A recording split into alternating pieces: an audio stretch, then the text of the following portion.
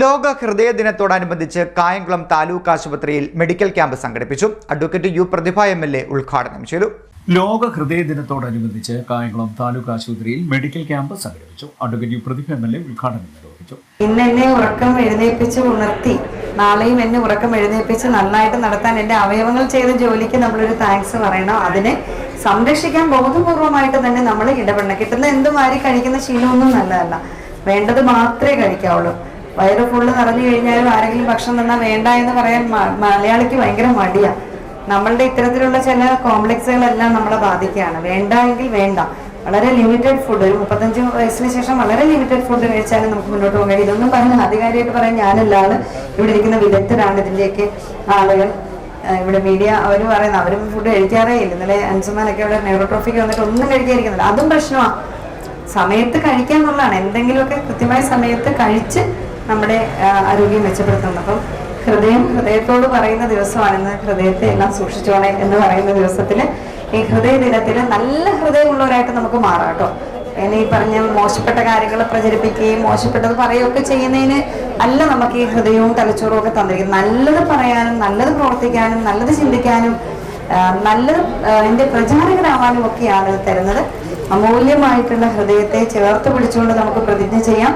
ഈ ഹൃദയത്തെ നശിപ്പിക്കുന്നതൊന്നും തന്നെ ഞങ്ങൾ മനഃപൂർവ്വം ചെയ്യില്ല എന്നും, അതുപോലെ ഞങ്ങളുടെ ഡയറ്റ് അടക്കം നോക്കിക്കൊണ്ട് ഞങ്ങൾ ഇതിനിപ്പം ഈ KFC ഒക്കെ അല്ലേ ഡോക്ടറെ, KFC ഒക്കെ വലിയ പ്രശ്നമാണ്. ഫ്രൈഡ് ചിക്കനും അതും ഇതും. കാരണം ഇത് ഞാനൊരു ബ്രാൻഡിനെ ഒന്നും കുറ്റം പറയല്ല, എനിക്കും ഭയങ്കര ഇഷ്ടമാണ്. നഗരസഭാ ചെയർപേഴ്സൺ P. ശശികല അധ്യക്ഷയായി. ഹൃദയ ദിനം ആചരിക്കുമ്പോൾ നമ്മൾ പിന്നേക്കൊന്ന് പോകേണ്ടതായിട്ടുണ്ട്. നമുക്കറിയാം, ഹൃദയത്തിന് ഒരു കോട്ടം സംഭവിച്ചാൽ കുറച്ച് നമ്മുടെ ഈ ശ്വാസം അടങ്ങുന്നതിന് മുമ്പ് അത് നരച്ചു പോകുന്ന ഒരവസ്ഥയിലാണ്. പക്ഷെ ഇന്നതല്ല. നമുക്കൊരു ഹൃദയത്തിന് എന്തെങ്കിലും ഒരു വിഷയമുണ്ടായാൽ അതിന് ആധുനിക സൗകര്യങ്ങളോടുകൂടി തന്നെ ആധുനിക ചികിത്സാ രീതികളുടെ ഭാഗമായിട്ട് നമുക്ക് കുറേയേറെ ആ ജീവനെ പിടിച്ചു നിർത്താൻ കഴിയും. ഹൃദയ ശസ്ത്രക്രിയ വരെ ഹൃദയം മാറ്റിവെക്കുന്ന ശസ്ത്രക്രിയ നടക്കുന്ന ഒരു യുഗത്തിലാണ് നമ്മൾ ജീവിക്കുന്നത്.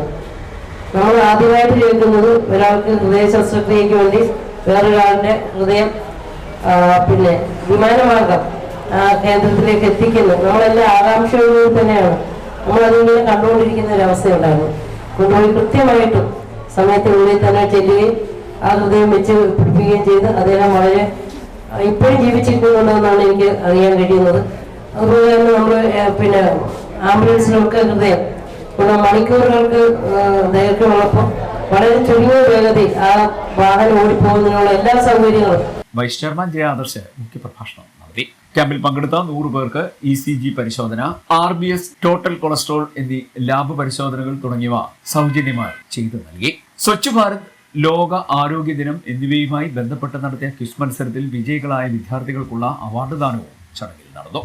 സ്വച്ഛ് കി സേവ ക്വിസ് മത്സരത്തിൽ 1ാം സ്ഥാനം ഏഞ്ചൽ എൽസ ജോസഫിനും 2ാം സ്ഥാനം ഹിബ ഫാത്തിമയ്ക്കുമായിരുന്നു. ലോക ആരോഗ്യ ദിനം ക്വിസ് മത്സരത്തിൽ 1ാം സ്ഥാനം അനാമിക S. പിള്ളയ്ക്കും 2ാം സ്ഥാനം Amina S.നുമാണ്.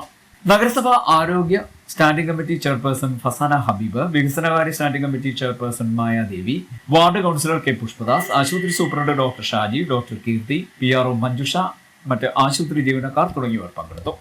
CD net news, Kayamkulam.